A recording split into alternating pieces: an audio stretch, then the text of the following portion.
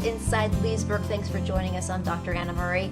If you're just joining us, we're taking an in-depth look at the Mote house. As many of you have heard, this basically gem of Leesburg has been gutted by fire. So we're taking now actually a perspective, a historical perspective on this property, and I couldn't think of a better guest than John Skelly Morse II. And your family lived in that house for what, 70 years? 70 years, yes. Now we call you Skelly. Yes. But you're John Skelly II. I am named after my grandfather who bought the house. What year did your grandfather buy that house? Oh gosh. Must have been 1918. 1918. Yes. What are your earliest memories of that house? Well, we moved in when I was about 5 because my grandmother was in the house. And so Mom and Dad brought the 3 kids, and then we eventually had another one, my brother, Dan. I'm sure that was quite a switch for my grandmother from living by herself for many years and then having 4 screaming brats running around the house.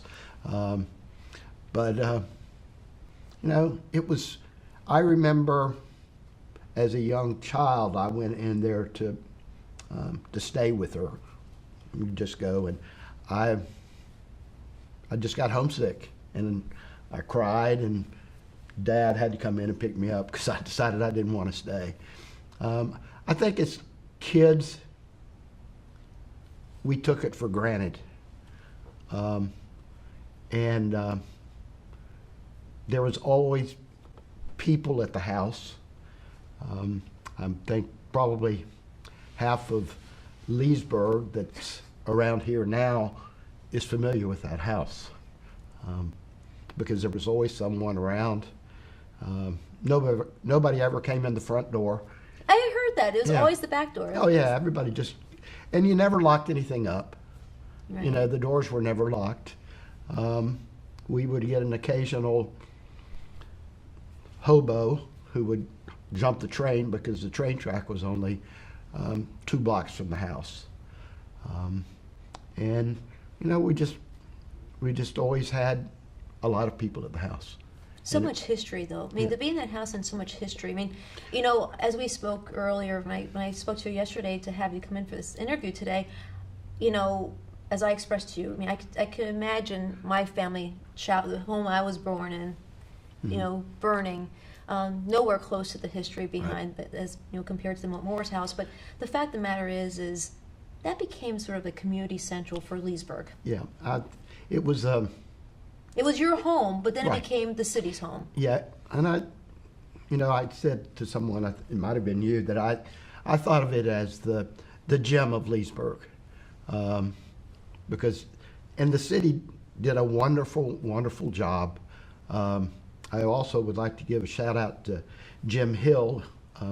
He was the one who spearheaded the program because the church, when they bought the property, they said if you raise enough money to move it, you can have it. Otherwise, we're going to tear it down because they wanted the property. And Jim and a handful of people started the campaign to raise enough money. In fact, Jim called me the day of the fire, and he's in Tennessee now, and he said he felt like he'd lost a friend, you know. So he was instrumental in that, and I know that when I would give tours of the house, I would always comment that I'm so proud of the city of Leesburg for what they've done. You know, there's so many houses around that they just demolished. But that is basically, how would you best describe it in the sense of if anyone never toured the house, could you give sort of a perspective? It was a beautiful Victorian and style home. Right, and what they did when they moved it, they had to bring everything up to code. You know, redo the wiring, put in heat and air because we didn't have air conditioner. We had there's a fireplace in every room. Once they got it up to code, they brought in different interior designers and they said, you can do this room. do whatever you want, but keep it, realistic as far as the time is concerned. So if you walked in it once it was redone, the rooms were sort of eclectic. There was one that was a nursery, one which was the master bedroom upstairs, had a lot of it had an old phonograph, an old radio. Did it remind you of the house that you grew up in? No. No. I mean, you have 4 kids running around, and my grandmother, there are 7 people living in the house, and 4 of them are kids. No, that didn't happen. But when you walked through there, it must have brought back so many childhood memories. Oh, absolutely. It was, it was an honor for me to be able to give tours to help pay back the city of Leesburg. I was personally pleased when the chamber moved in, because that meant the house would be open all the time. Yeah, it became our welcome center. Right. And people would come in, and they had a walking tour, so they could just walk through the house on their own. So I was happy with that. My family was fully supportive of that as well, because the city they came to us and said, we want to move the chamber in. What does your family think of that? Yeah. And we're like, we don't own this house anymore. But we were fully supportive of that. But it was just, it was a neat experience that, like I said, I think we took for granted. We didn't realize how fortunate we were. It was just, it always, we spent most of the time in the kitchen.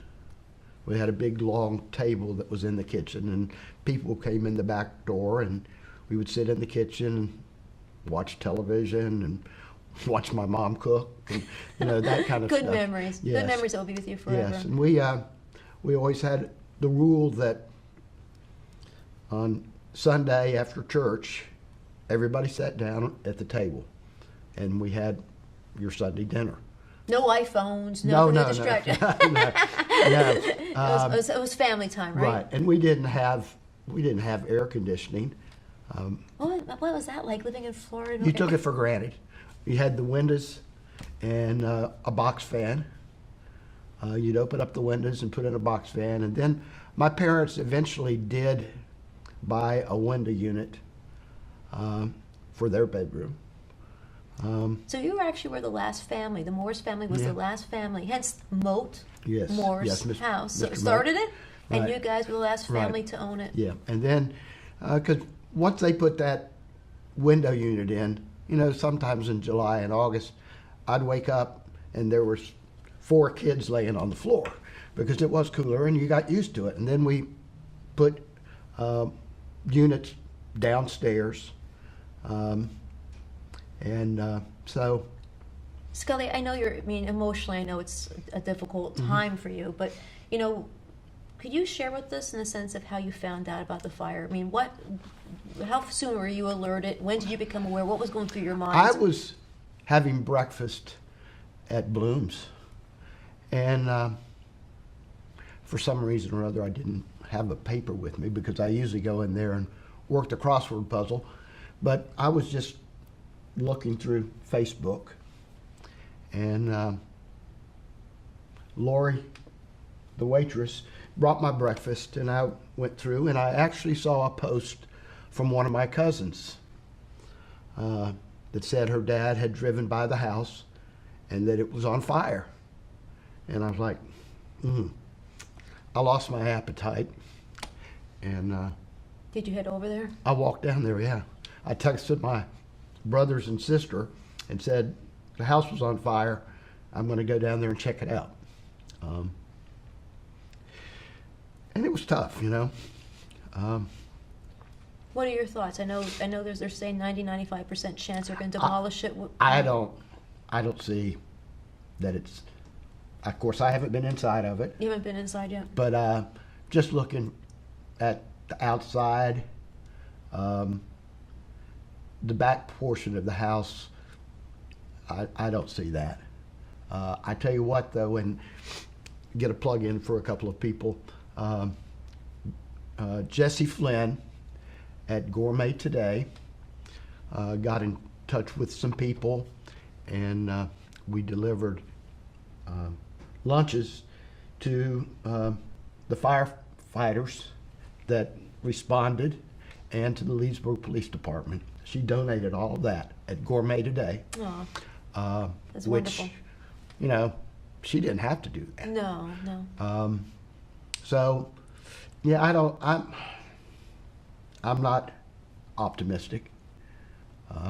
What would you like, I guess, in the sense of whether they try to repair it or if it's demolished? I mean, what's the one image that you will always want people to remember of the Mote Moore's house? Oh, just these different pictures that are around, because it was beautiful inside and outside. The city did a great job with the lot. It is gorgeous with all the trees, and I know that it's great for special events. I know they did have a Taste of Leesburg scheduled for next month. I know, and it comes down to the fact, how do you replace something like Right. that? I mean, Yes. the oak trees, just the Right. history, the building itself Yeah. being beautiful inside out. Right.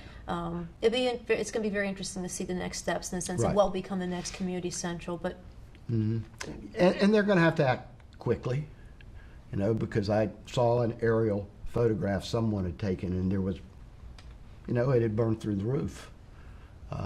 So in order to get to the next step, it's going to have to be pretty fast. I don't know. There weren't really a whole lot of historic furnishings in the house, other than the Evander Lee sideboard. They did take out pictures, and they are at the Center for the Arts now. They're going to need to be cleaned up because there was some smoke damage. But I don't know since I haven't been inside. I don't know how far the damage is, and I don't know. I guess we will find out within the next couple of days what caused it. well, I know the arson dogs and the team are out Right. there now. The Right. investigation Yes. continues. And I've run into people out downtown or wherever, and they say, "Well, what's new?" I'm like, "I don't know." Yeah. It's not like the city keeps me up to date as far as what's going on, and they don't have. There shouldn't be. Yeah. I know they're trying to keep it a safe zone right now because Right. it isn't safe for the public Yes. to be visiting right now, of course. So there's a lot of investigation going on, Right. and I think they're going to try to come to a conclusion very Right. quickly. And someone suggested perhaps, cutting off the back section of it where the kitchen was, which is from the outside appears to be where the most damage was. And it appears that that's where the fire started. But those fire marshals know a whole lot more than I do. And if someone could design something without the kitchen, then that would be fine, Well, Skelly, I know it was very difficult for you to come in today and tell your story, but we do appreciate you sharing your childhood Right. home with us, and Skelly, in donating your time to kind of keep that history alive and giving tours and being Well, it part of was- the community. It was my way to help pay back the city of Leesburg, because it was a magnificent thing. It really was. So, Sum up the Mote Moore's house, Mm. what that means to you, and an image that will never leave you. I don't think I can go there.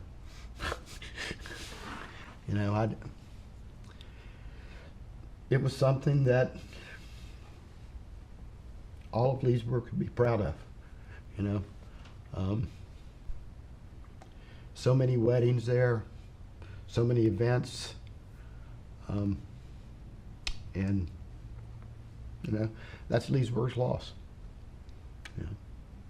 So Thank you so much. Thank you. Thank you to you, the entire family, your family, being such an integral part Yeah, and of Leesburg. after the fire, I went over to my mom's, and she just turned 92, and I told her, and she says, "Well, that's a shock, but it's not our house anymore," and that made it a little easier, you know. It was Leesburg's home. Yep, yep. So, Thank you so much. all right, thank you. Thank you for joining us for the special edition of Inside Leesburg. Of course, to learn more about what's taking place in our beautiful lakefront city, you can check out leesburgflorida.gov.